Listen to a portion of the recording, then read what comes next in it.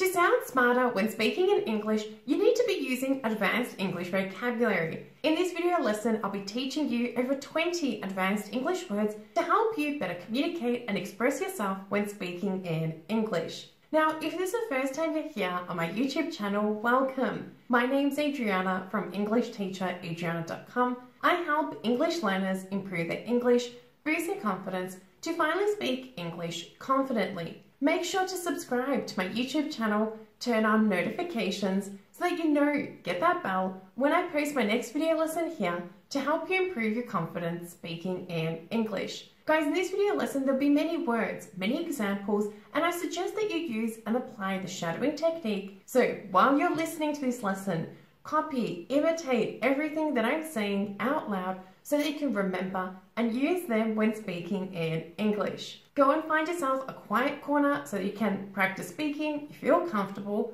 and let's begin with the first word you could use to sound smarter when speaking in English. Let's begin with the word tell.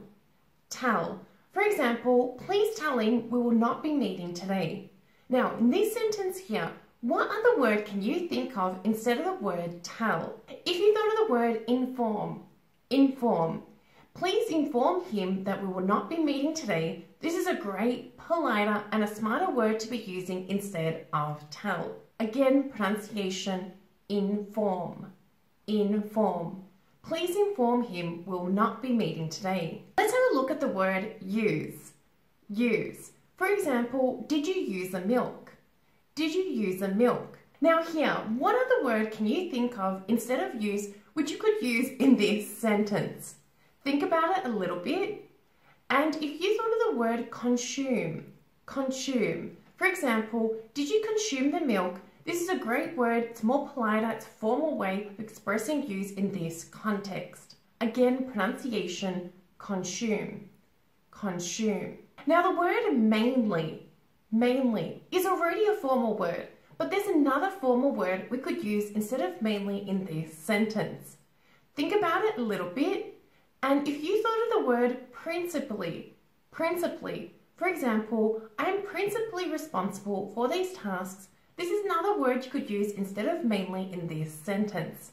Careful with the pronunciation, principally. I'm principally responsible for these tasks. Now the word lack. For example, we lack resources. This is already a polite word and it means to not have enough of something. Now, instead of using lack in this sentence, there is another word, an even more formal and a polite word you could use in this sentence. Think about it a little bit. And if you thought of the word deficiency. For example, we have a deficiency in resources. This is a great word to use instead of lack in this sentence. Careful pronunciation, deficiency.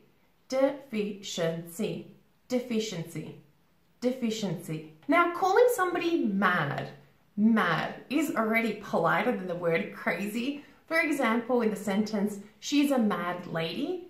But there is a nicer way of expressing that someone's a little bit crazy, a little bit mad. Try to think of what word you could use instead of mad in this sentence. If you thought of the word insane. For example, she's an insane lady. This is a politer way of expressing that someone is a little bit crazy in English. Careful pronunciation, insane. Looking at the word free. For example, is this seat free? Now, there's another word we could use, a very polite way of expressing is this seat free in English. Think about it. What word do you think you could use instead of free here? If you thought of the word vacant. For example, is this seat vacant? This is a very polite, a very proper way to ask if a seat is free in English. Careful pronunciation, vacant. Looking at the word clear. For example, please be clear with your thoughts and ideas. Here there is a formal, more proper word we could use instead of clear in this sentence. Think about it a little bit. And if you thought of the word transparent. For example, please be transparent with your thoughts and ideas. This is a nice way to express or ask somebody to be clearer with our thoughts and ideas, especially in a work setting. Careful with pronunciation. Transparent, transparent, transparent, transparent. Now the word cheap, cheap. For example, the products are cheap. Now the word cheap is used a lot, especially in shopping, but there is another word we could use instead of cheap in this sentence. Think about it a little bit. And if you thought of the word inexpensive, inexpensive. For example, the products are inexpensive. This is a politer, a more formal way of expressing that something is cheap in English. Again, pronunciation, inexpensive, inexpensive, inexpensive, inexpensive. Now the word give is a commonly used word in the English language. For example, they will give you the information that you need. Here in this sentence, there's another word we could use which is more polite, it's a little bit more formal instead of giving this sentence. Think about it a little bit. And if you thought of the word provide, provide, they will provide you the information you need. This is a great word to use instead of give in this sentence. Careful pronunciation, provide. Not provider, provide, provide. Looking at the word buy, buy. For example, please buy the goods on your way to the office. Here, in a formal setting, there's another word we could use instead of buying this sentence. Think about it a little bit. And if you thought of the word purchase, purchase. For example, please purchase the goods on your way to the office. This is a more formal, polite way of expressing buy, great to be using in work settings, in professional settings. Careful pronunciation, purchase, purchase, purchase. Now I'm sure you need to ask questions to get some answers. For example, in the sentence, ask at reception. Here, instead of using the word ask, there's a politer word you could use instead of asking this sentence. Think about it a little bit. And if you thought of the word inquire, inquire. For example, inquire at reception. This is a very polite and professional word to use instead of asking this setting. Careful pronunciation, inquire, inquire. Now the word bad can be very blunt, especially in a professional setting. For example, those results were bad. Now here this sounds very simple, but there is a nicer, a more polite way of expressing that they weren't that good in English. Think about it a little bit. What other word could you use instead of bad in this sentence? If you thought of the word negative, negative. For example, those results were negative. This is a great word to use instead of bad. It's not as harsh and it's not as blunt. Careful pronunciation, negative, negative, negative. Now the next one, have to, have to. For example, I have to go to the store today. Now there is a more politer, a proper way of expressing this in English. A little bit of a hint, it is a modal verb. And you could replace have to here with must. For example, I must go to the store today.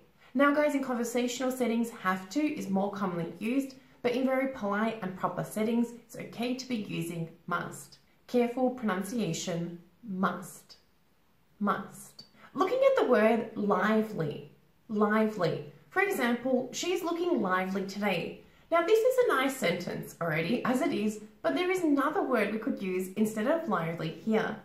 Think about it a little bit. And if you thought of the word energetic, energetic. For example, she's looking energetic today. This is a great word to use instead of lively in this context. Careful pronunciation, energetic, energetic, energetic, energetic. Now nobody likes breaking things. For example, do not break the box. But this is very harsh, very direct, and there is a nicer word we could use instead of breaking this sentence. Think about it a little bit. And if you thought of the word damage, damage. For example, please do not damage the box. This is a nicer word to be using instead of breaking this setting. Careful pronunciation, damage, damage. Now the next one is a phrasal verb, that being put in, put in. For example, put in the USB in the computer. Now here, instead of saying put in, there is another word, not a phrasal verb, we could use instead of putting in this setting. Think about it a little bit. What word can you think of to be using instead of putting in this sentence? If you thought of the word insert, insert. For example, please insert the USB in the computer. This is a great word to use in professional and polite settings instead of the phrasal verb put in. Again, pronunciation, insert, insert, insert, insert. Now the next one is a phrase, that being say sorry. For example, she will hopefully say sorry for her wrongdoings. Now here in this sentence, there's another word, one word we could use instead of say sorry in this sentence. Think about it a little bit. And if you thought of the word apologize, apologize. For example, she will hopefully apologize for her wrongdoings. This is a nicer, politer way of expressing say sorry in English. Careful pronunciation, apologize, apologize, apologize, apologize. Remember guys that practice makes perfect. Make sure to watch this video lesson a few times. Use and apply the shadowing technique so that you get the speaking practice you deserve to help you remember and use these phrases when speaking in English. Now let's take it one step further by completing a homework task together. Watch this video lesson for a third time, choose 5 new phrases, 5 new words you've learned in this video lesson, and use them in a sentence in the comments below this video. Try to make these sentences personalized to you so that you remember and use them when you do have conversations in the future in English. Remember guys, if you like this video lesson, make sure to let me know by smashing that like button. Like this video and subscribe to my YouTube channel. Turn on notifications so that you know, get the bell when I post my next video lesson here to help you improve your confidence speaking in English. If you'd like to continue learning with me, make sure to download my free audio guide where I share with you exactly what you need to be doing every single day to drastically improve your confidence speaking in English. Thank you for watching, thank you for being here, and I look forward to seeing you in my next lesson. Bye for now.